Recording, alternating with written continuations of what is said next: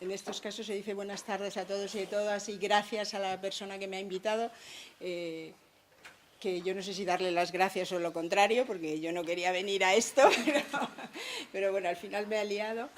Bueno, yo estoy aquí como directora del Servicio de Inserción Sociolaboral al Abrigo, no soy una especialista en renta básica de ciudadanía, así que yo lo que os voy a hablar ha sido de cómo ha sido mi acercamiento a la renta básica. En primer lugar, mi acercamiento ha sido por una cuestión ideológica. Me parece una inmoralidad que exista el nivel de desigualdades que hay en nuestra sociedad y que no hace nada más que incrementarse. Por otro lado, mi acercamiento ha sido desde mi profesión. Desde el año 99 trabajo con personas en riesgo o en situación de exclusión social. Uno de los factores que propician la exclusión es el económico.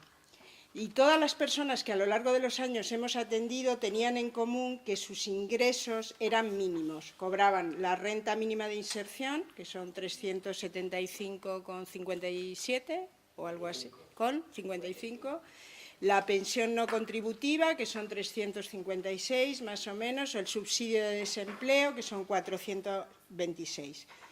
Pero además de tener que sobrevivir con estas cantidades, y os aseguro que eran grandes economistas porque en muchos casos lo conseguían, tenían unas condiciones muy duras para incrementar estos ingresos y lo querían hacer legalmente. Por ejemplo, si cobras la renta mínima y trabajas más de un mes, esta se suspende y la reanudación no es automática, como sería lógico para fomentar el empleo, sino que pueden pasar varios meses en los que la persona que es beneficiaria se queda sin ningún tipo de prestación. Con la pensión no contributiva, si se supera una determinada cantidad al año, también se suspende, aunque en este caso la reanudación suele ser más ágil. Y con el subsidio se descuenta del mismo los ingresos conseguidos por el trabajo realizado. Además de esto, que en lugar de fomentar el empleo lo que hace es desincentivarlo, el control que se ejerce sobre estas personas que cobran estos subsidios condicionados, desde mi punto de vista, por parte de las administraciones públicas es muy injusto. Son miradas como defraudadores en potencia y tienen que estar demostrando constantemente que no son delincuentes económicos, que no cobran trabajos en negro, que no alquilan habitaciones que no declaran, etc. Para mí esto contrasta con la manga ancha que todos los gobiernos han tenido con los grandes defraudadores, las grandes fortunas o las grandes empresas, que sí tienen además legalizadas formas de pagar menos impuestos. Bueno, como veis, estos subsidios, que son condicionados, es decir, que hay que cumplir ciertos requisitos para poder cobrarlos, no solo son insuficientes para llevar una vida digna, sino que además colocan a quien los cobra en el punto de mira de las administraciones públicas. Ahora, ¿qué pasaría si todos cobráramos una renta básica? La renta básica es incondicionada, por tanto, la persona que la cobra puede trabajar o no, pero si trabaja para aumentar sus ingresos, nadie le va a señalar, fiscalizar o culpabilizar. Es universal, la cobra todo el mundo. Por tanto, nadie va a ser señalado y estigmatizado por cobrarla, como pasa, por ejemplo, con la renta mínima de inserción. Hay personas, y eso en nuestra experiencia lo tenemos, que se avergüenzan ante sus vecinos de estar cobrando la renta mínima y de tener que acudir a dar cuenta a los servicios sociales y lo ocultan. Porque este tipo de subsidios no se vive como un derecho que todos tenemos y del que nos hemos dotado para situaciones difíciles, sino como parte de la caridad. Con lo que algunas personas sienten que tienen que estar agradecidas y casi siempre se vive como una mancha en la propia dignidad. Mucha gente dice tener que haber llegado a esto, he caído en lo más bajo. Bueno, la cuantía de la renta básica se prevé que sea igual al salario mínimo interprofesional, por lo que las situaciones de pobreza extrema se eliminarían. Es individual, por lo tanto la cobrarían todas y todos. Este resuelve un problema que hemos tenido especialmente las mujeres, que cobramos habitualmente menos y, por tanto, estaríamos en mejores condiciones de negociar nuestro salario o en tener que aceptar cualquier tipo de trabajo, por ejemplo, el trabajo doméstico, que suele estar muy mal pagado y y suele tener unas condiciones muy complicadas. Y resolvería también el problema de la dependencia económica como uno de los factores que dificultan la separación de pareja cuando hay malos tratos, o la situación de las familias monomaternales, mujeres que se tienen que hacer cargo de la crianza solas, sin apoyo económico por parte del padre. Al ser individual, la cobrarían también los niños y las niñas y, por tanto, resolvería el problema de la pobreza infantil que ahora está tan de moda, ¿no? Estaría en sintonía también la renta básica con planteamientos ecológicos. En los últimos años hay una tendencia que habla del decrecimiento como una necesidad para hacer viable el planeta. Los economistas neoliberales lo que plantean para salir de la crisis es un sobrecrecimiento, aumentar la producción, aumentar el consumo. Sin embargo, los políticos del decrecimiento lo que dicen es que si seguimos así, pues nos vamos a cargar el planeta. Con la renta básica todos tendríamos lo suficiente para que la economía se moviera sin necesidad de seguir creciendo a costa de cualquier cosa. Otro elemento sería que disminuiría las desigualdades. Todos y todas tendríamos lo suficiente para poder vivir y, por lo tanto, las desigualdades serían menores. Como veis, cuando me acerqué a la renta básica, me convenció de que era una buena solución para tener una sociedad más igualitaria y más justa. Bueno, ahora voy a ver algunas de las objeciones que se han puesto a la renta básica. Si todos tenemos para vivir, nadie trabajaría. Tenemos que hacer primero una distinción entre trabajo y empleo. Trabajo, como en la física, sería aquello que realizamos y que implica una actividad aunque no esté pagado. Hoy en día, y volviendo a un planteamiento femenino, nadie se atreve a decir que las actividades que realiza una ama de casa, limpiar, cocinar, hacer la compra, cuidar a los niños, cuidar a los enfermos, no es un trabajo y, sin embargo, no cobra por ello. Lo mismo podríamos decir si se realizan reparaciones domésticas o se cultiva un huerto. El empleo, como diferencia de esto, es el trabajo que realizamos y por el cual se cobra un salario. Yo creo que si tenemos una forma de vida garantizada, no por eso vamos a dejar de trabajar. De hecho, hay gente que por su nacimiento tiene unos ingresos garantizados porque es rica y sí trabaja. Y el último ejemplo lo tenemos en la hija de Botín, que tendría dinero suficiente para no trabajar y, sin embargo, sí que va a trabajar, ¿no? Pero además hay estudios que dicen que gente que no era rica de nacimiento, sino a la que le ha tocado la lotería, deja el empleo, sobre todo si era un empleo poco atractivo o mal pagado, pero sigue trabajando. En muchos casos monta un negocio o una cooperativa o hace otro tipo de, de trabajos.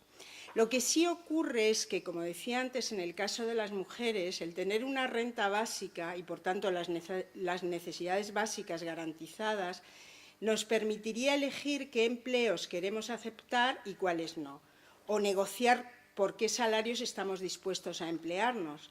Sería un elemento importante a la hora de la negociación colectiva o las huelgas para mejorar las condiciones laborales, puesto que funcionaría como una especie de caja de resistencia, ¿no? Pero efectivamente habría personas que decidirían no emplearse y dedicarse solo a lo que les gusta. Aquí, para mí, se abren como dos planteamientos. Por un lado, yo creo que hay que valorar como uno de los derechos el derecho a la pereza, para todos, no solo para los ricos, que ya lo tienen, ¿no? Y cuestionar la idea judeocristiana que tenemos del trabajo como una maldición y como una especie de obligación, ¿no? Y por otro, hay que ver que cuando uno realiza un trabajo que le gusta, del tipo que sea, intelectual o manual, el beneficio no es solamente el salario que uno percibe, sino que al hacer algo y hacerlo bien es algo que también nos beneficia, nos da reconocimiento personal, mejora nuestra autoestima y nos da reconocimiento interpersonal y social. O sea, somos mirados con una valoración positiva por los demás. También serviría para que personas que están realizando su trabajo, empleadas, de una forma incompetente o obligadas, pudieran dejarlo con el beneficio para sus compañeros de empleo que esto significa y con la posibilidad de que esta persona pueda reciclarse, es decir, pueda formarse para realizar otro trabajo que le guste o para el que sí es competente. Otro ejemplo de personas que trabajan aunque no cobren son los voluntarios, ¿no? Muchas personas que se jubilan y tienen una pensión para vivir se apuntan a un voluntariado como una forma de sentirse activos, sentirse valorados socialmente. Y habría personas que querrían emplearse para aumentar sus ingresos porque les gusta consumir más o porque tienen gustos caros. Habría más posibilidades de hacer cooperativas o en situaciones como la actual, con una tasa de desempleo tan alta, habría más posibilidades de fomentar el autoempleo y poder tener como un apoyo para seguir adelante. Bueno, yo creo que la primera objeción de que todos dejaríamos de trabajar está bastante resuelta y en plan positivo yo creo que habría más personas que serían ciudadanos activos y colaborativos. Y no nos podemos olvidar además que todo el mundo admite que no va a haber empleo para todos y o bien optamos por repartir el empleo que hay o porque haya un alto número de desempleados y por consiguiente una sociedad todavía más desigual, ¿no? La segunda objeción, y ya voy a acabar, no me enrollo mucho más. La segunda objeción, y de la que yo no soy experta, es la económica. ¿De dónde sacaríamos tanto dinero para dar una renta básica a todos los ciudadanos? Mucha gente dice esto es imposible, es insostenible. Yo creo que siempre que se plantean cambios importantes surgen este tipo de resistencias por parte del poder establecido.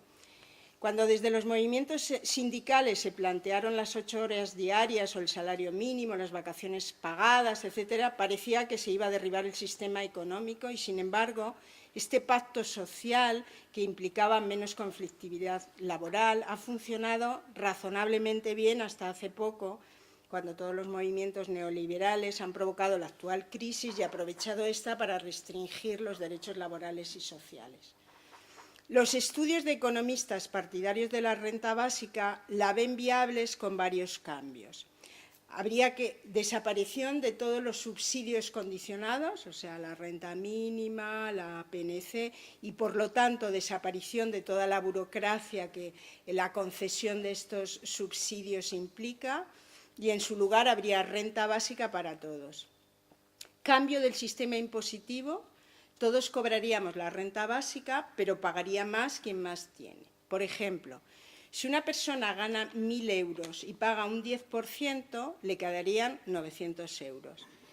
Si se pusiera como renta básica 330 euros y se incrementa el IRPF al 30%, esa persona le quedarían 700 al quitarle el 30, más los 330 de la renta básica, cobraría 1.130.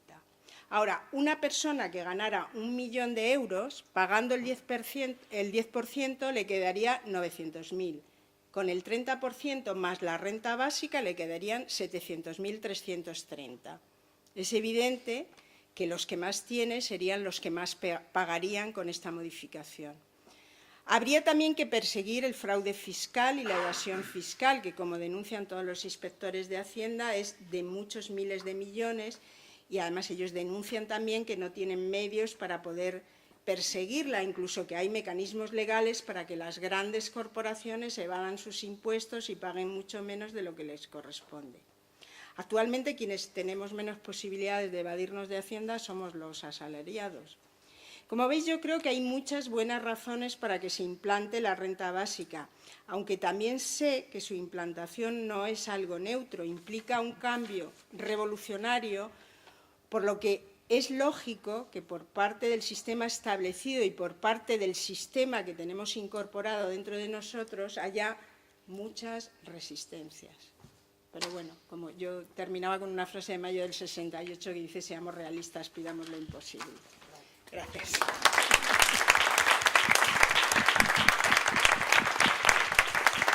Voy a ser muy breve, porque realmente estoy de acuerdo y creo que todos estaremos igualmente de acuerdo con lo que Ana nos estuvo exponiendo, con todos y cada uno de los aspectos de su exposición. Hay que tener en cuenta además de que la renta básica además es necesaria, hoy en día totalmente necesaria. No podemos seguir ligando el derecho a tener una vida digna con el empleo. Son cuestiones diferentes. Si Como decía Emma Goldman, pedid trabajo. Si no os dan trabajo, pedid pan. Si no os dan ni pan ni trabajo, pues tomad el pan. Ahora estamos con la renta básica pidiendo el pan. ¿Por qué? Porque realmente tampoco hay empleo, es decir, trabajo remunerado para todos. De hecho, los 6 millones de parados que tenemos es una situación estable, que se está haciendo crónica y que el propio PP admite que no va a variar sustancialmente en los próximos años. Es decir, el Gobierno concibe un crecimiento de la economía española, un salir del bache, pero olvidándose atrás a 6 millones de personas, que serán las que paguen el pato de esta nueva jugada de enriquecimiento de unos pocos a costa de la mayoría de la población. Para que veáis que no hay trabajo, de hecho el paro puede estar más o menos estable o incluso bajar algunos meses, pero el monto total de horas trabajadas mensuales ha ido descendiendo. Simplemente hay más trabajo precario, cada vez más trabajo temporal, más trabajo a tiempo parcial. Si sumamos el total de horas trabajadas en una semana por los trabajadores que tienen contrato a tiempo completo, más los que tienen contrato a tiempo parcial, la jornada media semanal actual es de 34 horas reales. Esa es la jornada media. Es decir, no hay trabajo para todo el mundo. Y además, si tenemos en cuenta que cada vez, dentro de esos 6 millones de parados, cada vez el porcentaje de parados de larga duración va aumentando, que son precisamente los que van perdiendo las prestaciones, a los que se les van agotando prestaciones y subsidios, pues la situación que se nos viene encima es verdaderamente de drama social. No es solo lo que tenemos ahora, sino lo que se viene encima. Y hay que tener en cuenta que la cobertura a los desempleados ha bajado desde el 75% en el que estaba en el 2008 a un 60,59% en el que está actualmente. Esto quiere decir que aproximadamente el 40% de los desempleados no tienen ningún tipo de cobertura, ningún tipo de prestación, ni contributiva, ni asistencial, ni de ningún tipo. Es decir, no hay ingresos para millones de personas. Y esto probablemente siga siendo así durante muchos años. Esta situación de pobreza a la que una gran parte de la sociedad española se ve abocada, inevitablemente, mientras no se corrijan las actuales trayectorias, y no parece que haya interés en corregirlo, no solo será negativo para esos 6 millones de personas, sino para todos sus familiares dependientes y para todos nosotros, para todos los demás, aunque tengan trabajo. Porque una sociedad en la que hay tantos millones de personas que no tienen recursos, que no tienen medios económicos para sobrevivir, lo que se va a provocar es un aumento de la delincuencia, de las mafias y de una situación que lo único que va a reforzar será un Estado cada vez más policíaco, que se justificará precisamente en base al aumento de esa delincuencia, un Estado cada vez más policíaco en el cual todos iremos perdiendo cada día más lo que nos queda de libertad individual y colectiva. La renta básica, evidentemente, sería un medio totalmente eficaz para acabar con esta pobreza y esta marginalidad. Y, por supuesto, ya lo dijo Ana también, es un elemento poderoso para potenciar la libertad individual y personal de cada uno de nosotros y de nosotras. Para los trabajadores y trabajadoras, porque les va a permitir rechazar empleos que ahora no pueden rechazar y que son realmente indignos y que se dan en condiciones de esclavitud ignominiosa. Para muchas mujeres o compañeros o compañeras que dependen del ingreso de su compañero o compañera para sobrevivir, también les va a dar esa independencia, esa autonomía que necesitan. Para muchos jóvenes que siguen viviendo en casa de sus padres sin poder emanciparse, también les va a dar esa autonomía y esa libertad que necesitan. Es decir, la renta básica no solo mejorará las condiciones económicas de vida de todos, sino también nos hará ser a todos un poco más libres. Por eso ahora pedimos el pan. Esperemos que nos escuchen, Si no nos escuchan, el día de mañana lo tomaremos a la fuerza. Pero esta sociedad va a cambiar. Va a cambiar y nosotros lo haremos cambiar.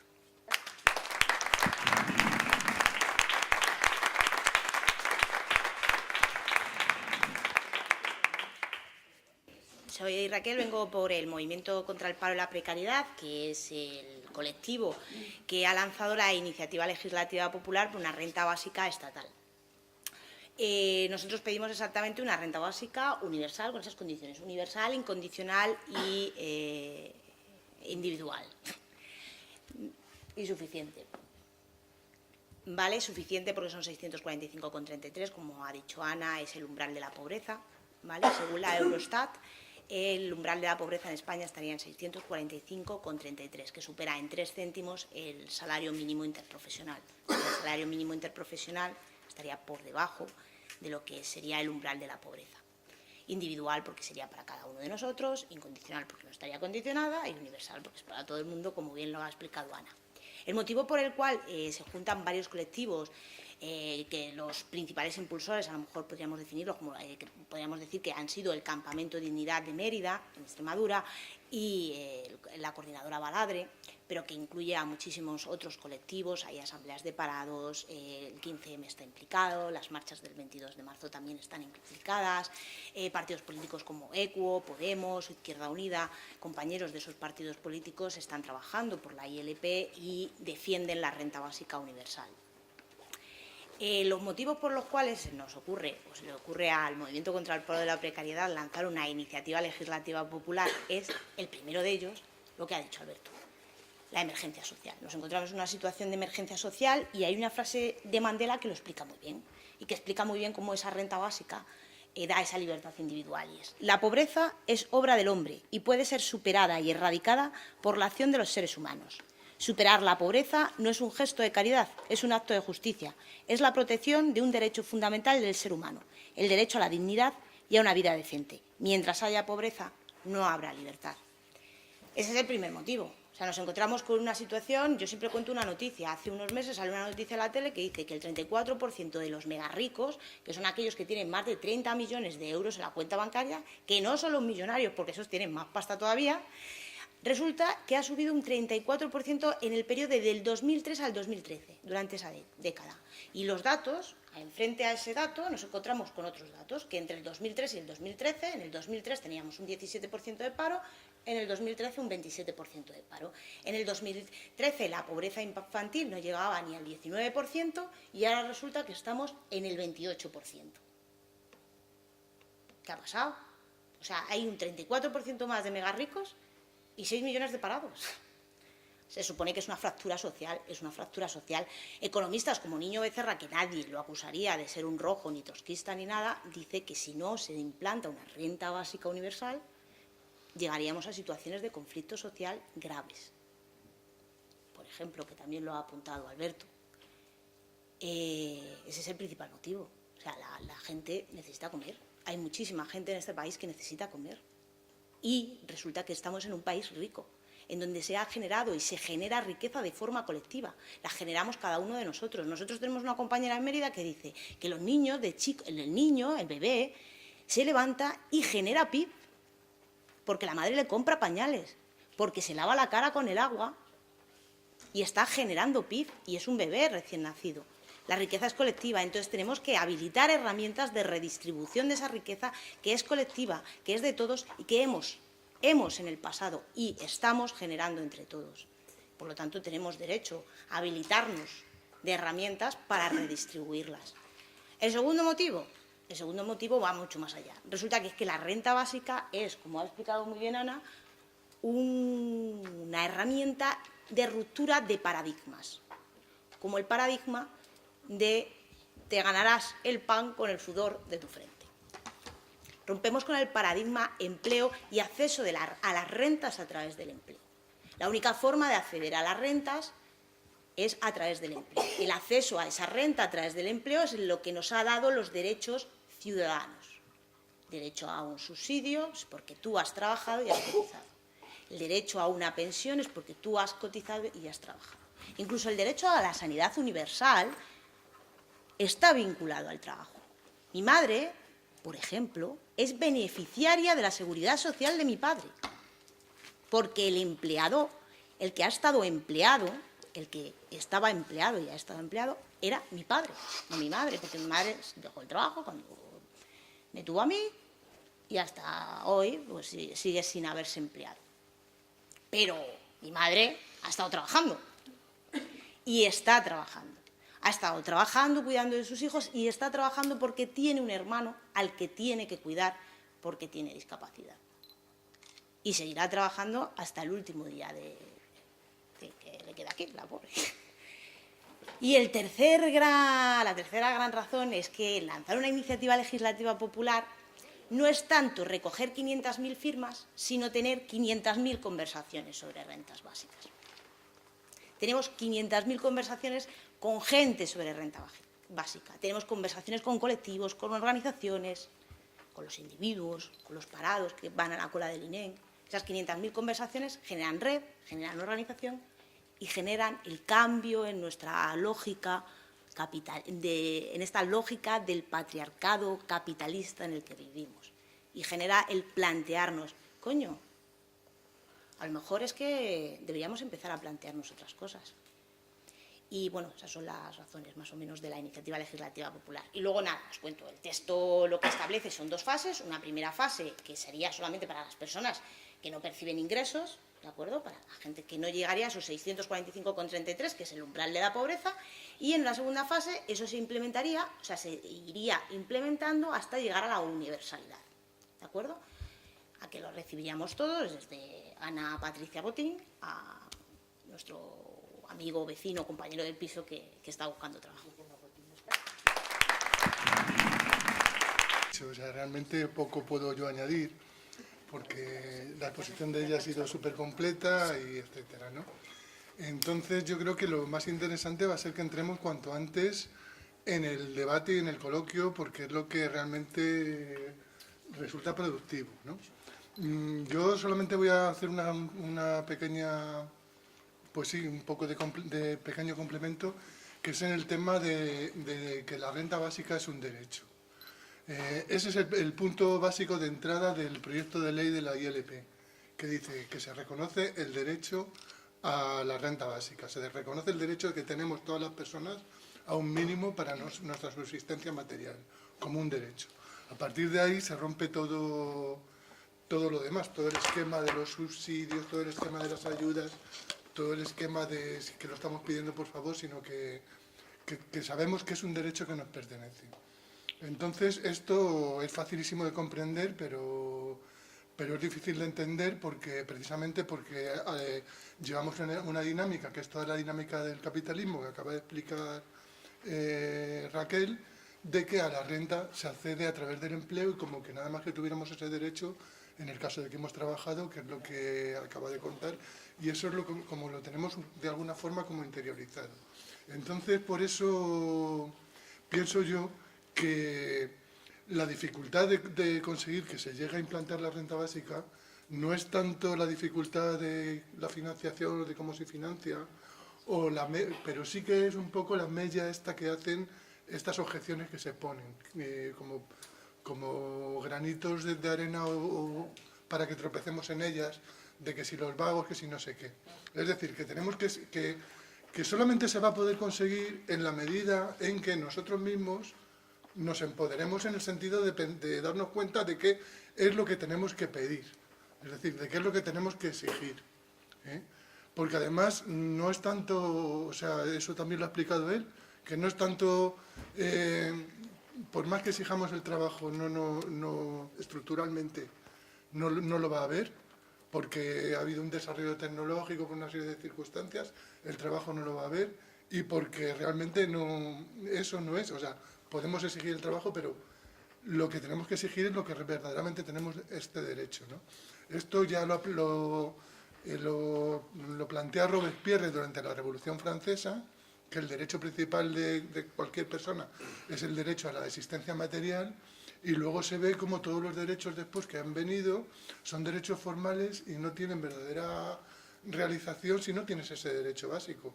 Si no tienes el derecho básico a la existencia material, ya te pueden decir que tienes libertad para opinar, o libertad para votar, o libertad para cosas, que tu única preocupación cada vez que te levantas por la mañana va a ser la de la subsistencia. Y entonces no vas a poder ejercer verdaderamente esos derechos. Entonces quería marcar un poco este tema del derecho y de que somos nosotros mismos los que nos tenemos que empoderar para conseguirlo. Porque desde luego hacer una reforma fiscal, como la que ella ha planteado, es una cosa muy considerable. No vamos a pensar que Rajoy nos va a hacer esa reforma fiscal o un gobierno que llegue, sino que tenemos que ser nuestra fuerza la que lo imponga, ¿no? Y eso es lo básico, que nuestra fuerza lo imponga. A partir de ahí, pues, se podrá hacer. Entonces yo creo que es mejor, porque luego los debates y los coloquios son muy vivos, que yo ya me calle y que entremos, si es que